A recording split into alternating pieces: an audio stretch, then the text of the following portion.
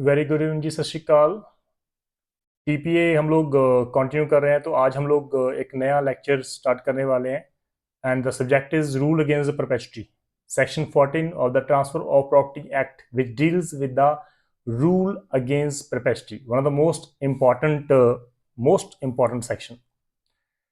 तो rule against perpetuity की हम बात कर रहे हैं, बट सबसे पहले हमें ये पता होना चाहिए कि परपेचुटी का मतलब क्या है। परपेचुटी का मतलब होता है फॉर एवर, हमेशा के लिए। तो रूल अगेंस्ट परपेचुटी हम लोग करेंगे कि उस जो परपेचुटी का रूल है उसके अगेंस्ट जो है वो सेक्शन 14 है हमारा, राइट। लाइक सपोज ये हम लोग ट्रांसफर प्रॉपर्टी है, तो नेचुरल बात है हम लोग प्रॉपर्टी के रिगार्डिंग बात कर रहे हैं। तो अगर हम इमल प्रॉपर्टी की बात कर रहे हैं, लाइक सपोज ए ने प्रॉपर्टी बी को ट्रांसफर कर दी विद ए कंडीशन कि after the death of B property C को चली जाएगी, after the death of C D को चली जाएगी, D after the death of D E को चली जाएगी, and so and so and so and so.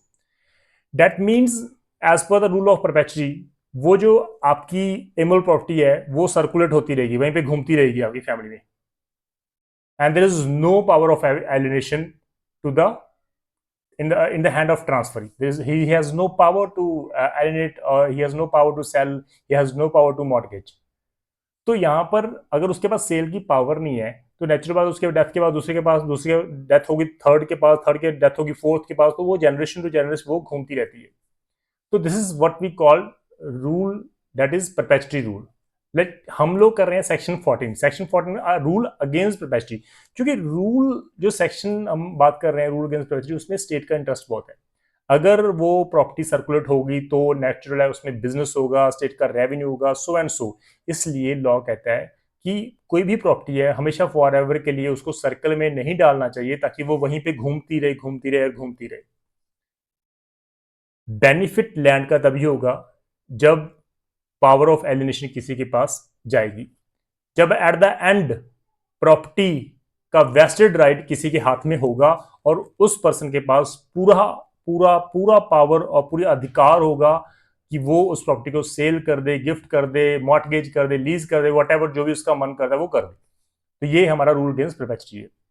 Now अगर हम बेरेक्ट के लिए बात करें, तो बेरेक्ट लैंग्वेज हमारे लिए बहुत जरूरी है इसको समझने के लिए। हमारी बेरेक्ट लैंग्वेज क्या कहती है? No transfer of property can operate.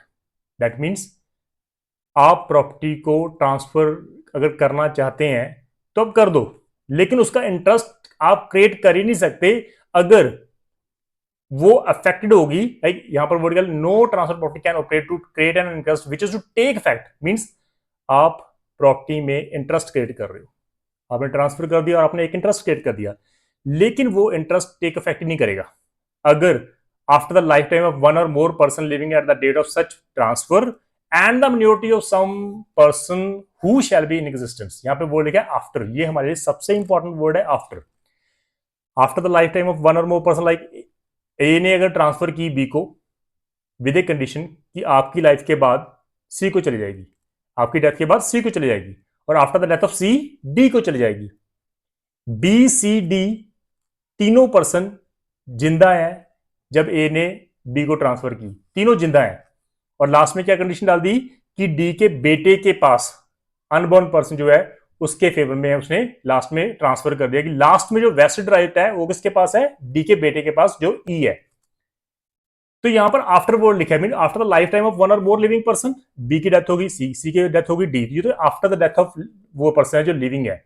And the minority, minority कौन सा है? ई, डी का बेटा ई, उसकी मिनोरिटी जब खत्म हो जाएगी तो ऑटोमेटिकली जो उसका वेस्टेड राइट है वो ऑटोमेटिकली ई के पास चला जाएगा।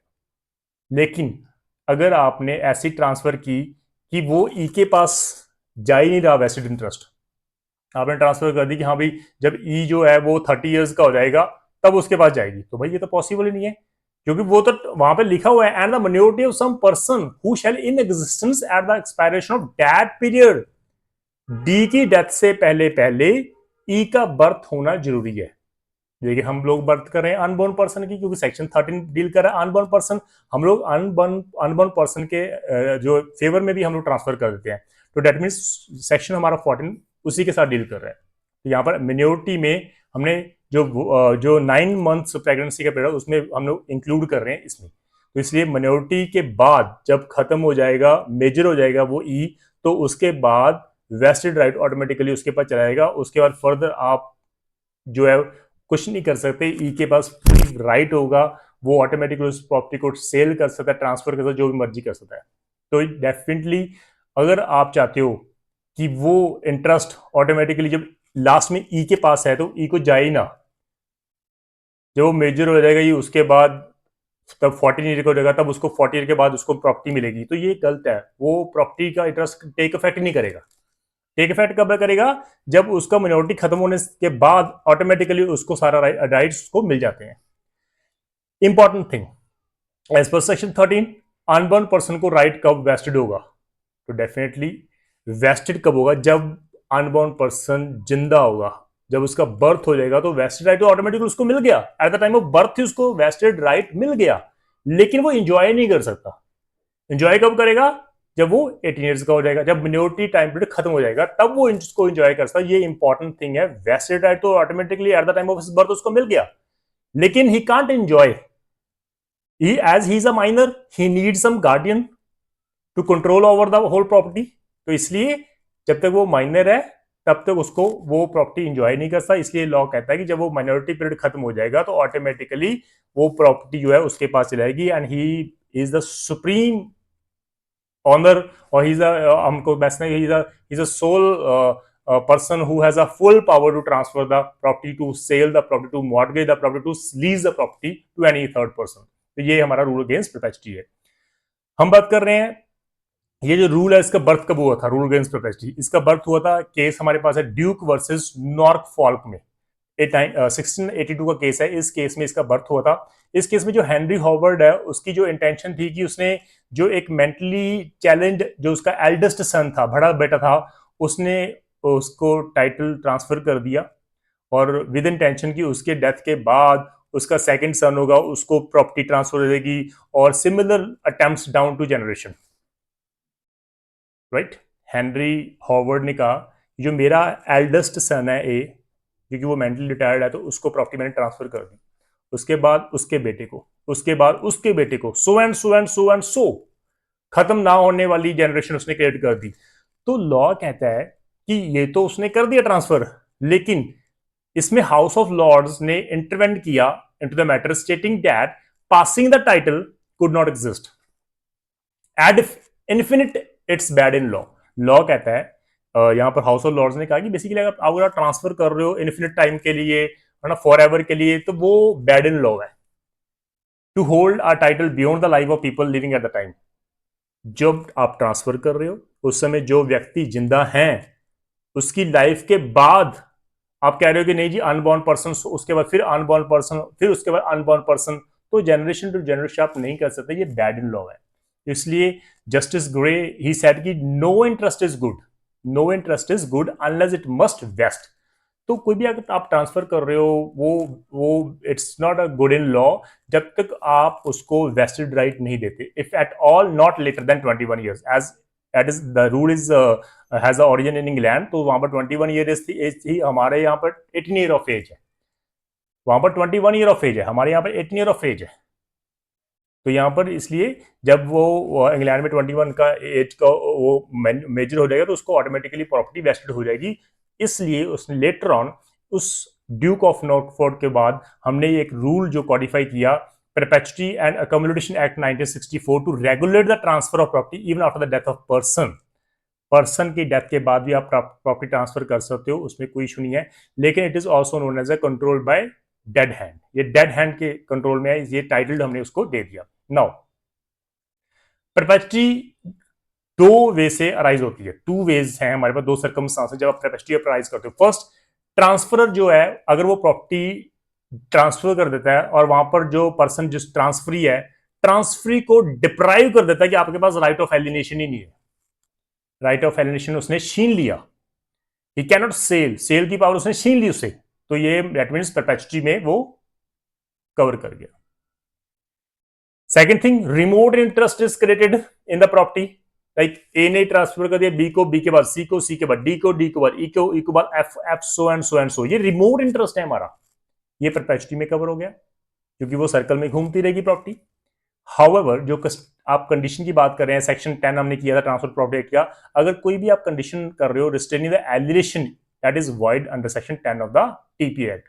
एंड रिमोट जो इंटरेस्ट है वो सेक्शन 14 में डील कर रहा है, और सेक्शन 14 क्या कह रहा है कि भाई आप ट्रांसफर कर रहे हो, कोई इशू नहीं है, जो लिविंग पर्सन है उसके बाद at the end unborn person के फेवर में वो प्रॉपर्टी अगर आपने की है तो उसको चली जाएगी, लेकिन टिल द माइनॉरिटी आप उसको एंजॉय कर सकते हो, जब वो मेजर हो जाएगा ऑटोमेटिकली वो प्रॉपर्टी उसके पास चली जाएगी।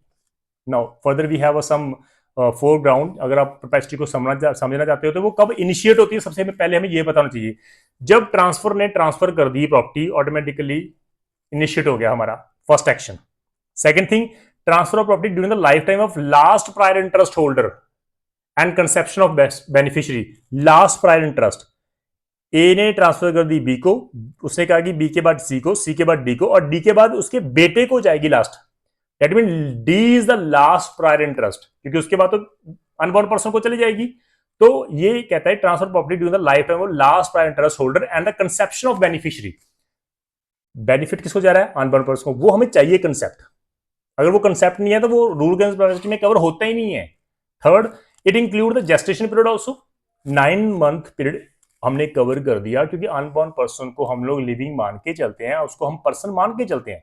हमने इंडियन पेनल कोड में भी हमने किया था, हमने सेक्शन जो है बेसिकली 312 से लेकर ऑनवर्ड सेक्शन है, हमारे 4 सेक्शन है, जिसमें हमने मिस कैरेज के रिगार्डिंग उसको किया भी, उसके पास वो हम उसको पर्सन मान के चलते हैं। अगर आप मिस कैरेज कर रहे हो, बेबी को अपने आप डेथ कर रहे हो मदर के वोम में, तो वो एक ऑफेंस है। लॉ कहता है अगर उसको पर्सन मान के चल रहे हो तो बात खत्म। तो जेस्टेशन पीरियड हम लोग कवर करेंगे 9 मंथ का प्लस 18 ईयर, जब वो मेजर हो जाएगा तो ऑटोमेटिकली प्रॉपर्टी उसको वेस्ट हो जाएगी। Fourth point, the person must have attain the age of majority, means as per law हम बात कर रहे हैं 18 year as per section 3 of the majority act. And in order to obtain absolute rights for the enjoyment of property possession and alienation, you need to be become the major, means after the 18 year of age आपके पास सारी के सारे right आने वाले हैं, आप enjoy करो, आप उसको सेल करो, आप उसको लीज करो, मॉर्टगेज करो, you have full right and you have full control over that property. तो ये हमारा था रूल अगेंस्ट परपेचुटी में 4 पॉइंट। ये रूल क्यों है? Why this rule against perpetuity, why? So there are many reason कि हम लोग रूल अगेंस्ट परपेचुटी के क्यों चाहते हैं। फर्स्ट ऑफ ऑल, हम फर्स्ट की बात, this section insured that property does not remain in the same family. Section 40 का पर्पस ये है कि आप उसको सर्कल में घुमाते मत रहो, एट द एंड किसी ना किसी को दो, वेस्टेड राइट किसी को दो फाइनली। तो ये हमारा फर्स्ट है। तो अनलिमिटेड टाइमलाइन को हमने खत्म कर दिया रूल अगेंस्ट परपेचुटी। सेकंड, अगर प्रॉपर्टी यूटिलाइज होगी तो सिर्फ रूल अगेंस्ट परपेचुटी के अकॉर्डिंग ही होगी। अगर हमने उसको सर्कल में रख दिया, परपेचुटी में डाल दिया, तो वो यूटिलाइज प्रॉपर होगी नहीं। तो यूटिलाइज तभी होगी, आप ट्रांसफर कर सकते हो, सेल कर सकते हो, तभी कर सकते हो ना जब आपके पास प्रॉपर आपके पास राइट आ जाएंगे, वेस्टेड राइट आ जाएंगे। तो यूटिलाइज द प्रॉपर्टी तभी होगी जब आपके पास फुल राइट होंगे, अदरवाइज आप यूटिलाइज नहीं कर सकते। Third, helps for industrialization. अगर आप फैमिली में ही प्रॉपर्टी को घुमाते रहते हो सर्कल में, तो वो इंडस्ट्रियलाइजेशन को बर्थ नहीं करती। इंडस्ट्रियलाइजेशन का बर्थ कब होगा? उसको प्रॉपर्टी चाहिए इंडस्ट्री के लिए, तो वो तभी होगा जब आपके पास एक वेस्टेड राइट होगा उसको प्रॉपर्टी देने का। तो इंडस्ट्रियलाइजेशन में हेल्प होती है हमारी। फोर्थ, गवर्नमेंट को इनकम होती है यहाँ से। अगर प्रॉपर्टी हम लोग सेल करते हैं तो ऑटोमेटिकली उसमें जो है अर्निंग होती है गवर्नमेंट की, वो गवर्नमेंट को जाएगी, उससे बेनिफिट गवर्नमेंट को भी होता है। इसलिए हमने ये रूल अगेंस्ट हमें परपेचुटी हमें चाहिए, and this is the most important part. हम लोग टीपी की बात कर रहे हैं now.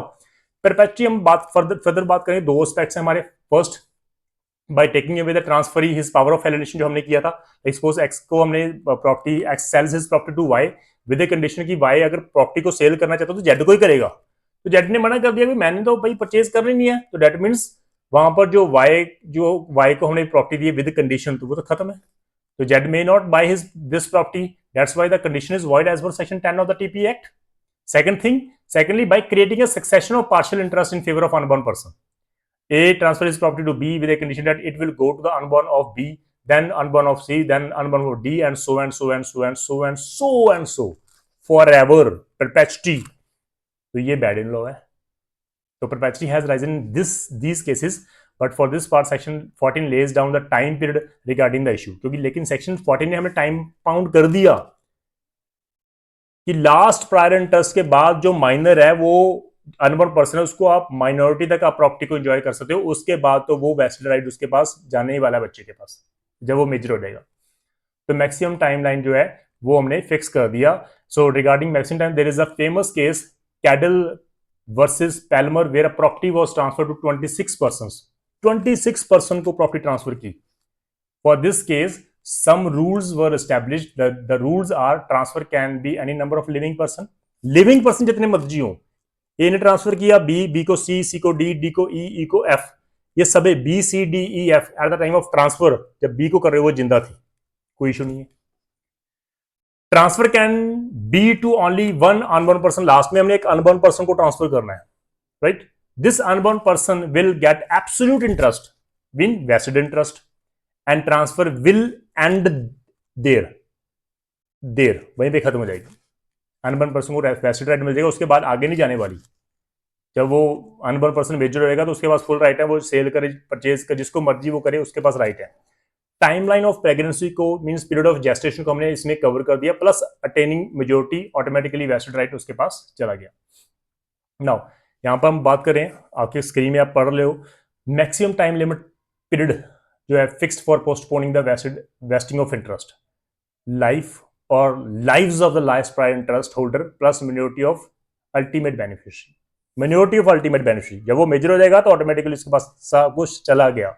So the maximum possible remoteness of wasting. अब कब कितना समय तक आप प्रॉपर्टी को आप सर्कल में कर सकते हो, मींस जब लास्ट में अनबॉर्न पर्सन आ गया तो वो उसकी मिनोरिटी तक आप उसको सर्कुलेट कर सकते हो, उसके बाद एंजॉय कर सकते हो. लेकिन जब वो मेजर हो जाएगा तो ऑटोमेटिकली प्रॉपर्टी उसको ट्रांसफर होने ही वाली है, वो वेस्टेड राइट ऑटोमेटिकली उसके पास चला गया.